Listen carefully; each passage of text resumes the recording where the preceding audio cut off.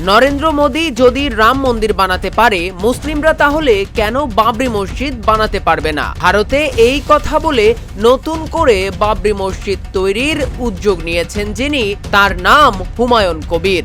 সম্প্রতি তিনি ভারতে নতুন বাবরি মসজিদ তৈরির ঘোষণা দিয়েছিলেন। সেই ঘোষণা বাস্তবায়নে কারো দিকে তাকিয়ে না থেকে গ্রামবাসীকে সঙ্গে নিয়ে একাই নেমেছেন দেশটির ভরতপুরের এই বিধায়ক হুমায়ুন কবির। ভারতে নতুন বাবরি মসজিদ তৈরির ঘোষণা দিয়ে রীতিমতো সবার অন্তরে জায়গা করে নিয়েছেন এই রাজনীতিবিদ। বিশ্লেষকরা বলছেন, ভারতে যুগ যুগ ধরে মুসলিমদেরকে দুর্বল ভেবে আসছিল যে গেরুয়া রাজনীতিবিদরা, তা যেন চোখে আঙুল দিয়ে ভুল প্রমাণ করলেন একজন হুমায়ুন কবির। মূলত তার এক ডাকেই এবার এক হয়েছে গোটা ভারতবাসী। আদালতের রায় পেয়ে মুসলিমরা নিজেদের উদ্যোগে তৈরির সিদ্ধান্ত নিয়েছে বাবরি মসজিদ নির্মাণের। গণমাধ্যমের তথ্য বলছে, ভারতে নতুন করে বাবরি মসজিদ নির্মাণের ঘোষণা দিয়ে এরই মধ্যে তৃণমূল থেকে বহিষ্কার হয়েছেন জনপ্রিয় নেতা হুমায়ুন কবির। কিন্তু তাতেও এই মুসলিম নেতা বাবরি মসজিদ তৈরির কাজ থেকে সরে আসেননি।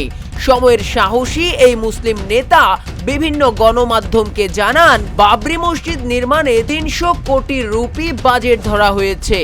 এরই মধ্যে এক ব্যবসায়ী একাই ৮০ কোটি রুপি দান করেছেন।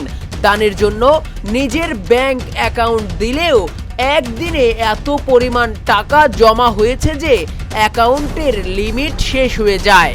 এদিকে বাবরি মসজিদ তৈরির বিষয়ে হুমায়ুন কবির সাফ জানিয়ে দিয়ে বলেন, ভারতের প্রধানমন্ত্রী নরেন্দ্র মোদী অযোধ্যায় রাম মন্দির তৈরি করেছেন, আমরা তার কোনো বিরোধিতা করিনি।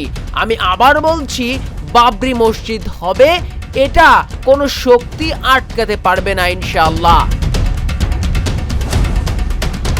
এদিকে হুমায়ুন কবির সম্পর্কে জানা যায়, তিনি পশ্চিমবঙ্গের মুর্শিদাবাদ জেলার ভরতপুর এলাকার পরিচিত একজন রাজনীতিবিদ।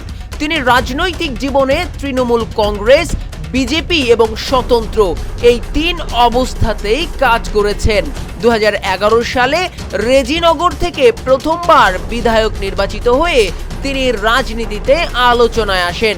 পরবর্তী সময়ে দলবদল ও নানান রাজনৈতিক মতপার্থক্যের কারণে তিনি একাধিকবার দলের ভেতর বাহির হয়েছেন এবং ২০২১ সালে ভরতপুর থেকে আবার বিধায়ক নির্বাচিত হন। ২০২৫ সালে তিনি বাবরি মসজিদের আদলে নতুন মসজিদ নির্মাণের ঘোষণা দিলে বিষয়টি দেশ জুড়ে আলোচনার কেন্দ্র হয়ে ওঠে এবং তৃণমূল কংগ্রেস তাকে দল থেকে সাসপেন্ড করে। বর্তমানে তিনি স্থানীয় মুসলিমদের নিয়ে নিজ উদ্যোগে সেই নতুন মসজিদ নির্মাণ প্রকল্পের নেতৃত্ব দিচ্ছেন। আর এই প্রকল্পে তার সাথে শামিল হয়েছেন ভারতের কোটি মুসলিম জনতা।